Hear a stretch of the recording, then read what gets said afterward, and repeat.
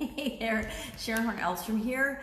How to laugh out of the other side of your mouth to supersize and grow your business. How the heck do you do that? I admit this is one of those idioms that I understand the meaning of once I read it, but I don't think I've ever heard it. I think that people use other idioms and other expressions to say a similar thing or to feel a similar thing. But what does this mean? Laugh out of the other side of your mouth focuses on the other side part. It's from the 17th century. They were using it in England as far back as the 17th century. So it's another one of those idioms. It's been around for a long time, and just because I haven't experienced it, and it doesn't mean that people I come in contact with, and a lot of people that we work with or we interact with, or we, especially with the internet and how we're, even if we're a local business, we're still global because we have the ability to communicate and reach people all over the world. These idioms become even more important. What things mean to other people are all, not quite as important as what they mean to you, but the fact that they might be impacting other people is something that we should be aware of as business owners. So what the heck does this even mean? And of course, and I'm going to read it to you because I forget sometimes, it means to be made to feel sorrow, annoyance, or disappointment after you've been happy, after you felt happy, or to cry at a change in luck after experiencing some happiness. Well, we've all felt happy, we've all felt sad, but I don't know about you, to laugh out of the other side of my mouth, I don't know how you do that. Ha ha ha ha ha. Oh, ha, ha, ha, ha. When we laugh, we're obviously happy, and we laugh out of our whole mouth, our whole being. That's an expression of happiness and joy. What's the opposite of happiness and joy? Sorrow, disappointment, sadness, frustration, anger, whatever. But whatever the opposite side of it, it's like as if you were to laugh out of one side of your mouth, you're happy, happy, happy, and the other side of the coin, the other side of your mouth, is sadness or negative, something negative, some disappointment. So how do we use the fact that everything changes all the time in the favor of our business? How do we help, and how do we use that, knowing that there's going to always be cycles and ebbs and flows in every experience and in other people's experience? How do we use that to benefit our business, to make our business grow and be more successful, so we can better serve the people that we're here to serve with whatever products and services we're providing for them?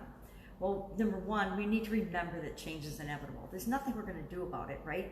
Change is going to happen all the time. So what we can do is be prepared. We can make sure that we have ideas of how we're going to respond to different types of changes.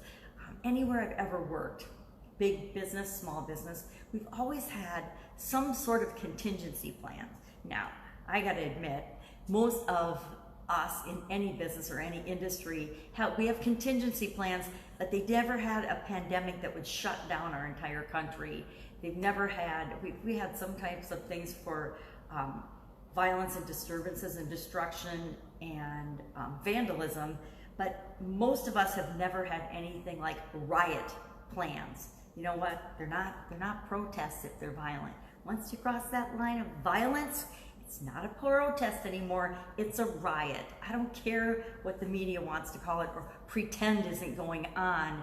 You know, I'm not a news watcher, but you know, 60 days of rioting and violence in any city in the United States needs to be shut down.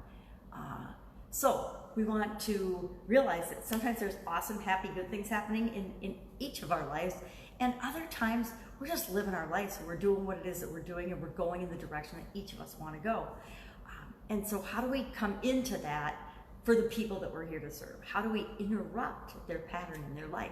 Well, number one, by providing them awesome experiences that make them happy.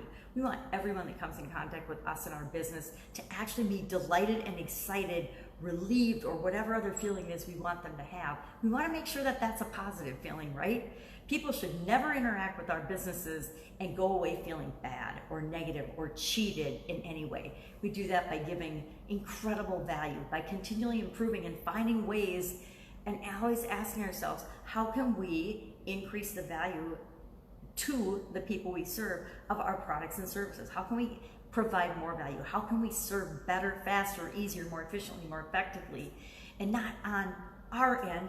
And yeah, it's our job as business owners to always be looking for systems and ways of improving within our business, but all of those improvements aren't to make us just more money, they're to make us more valuable to the people that we serve.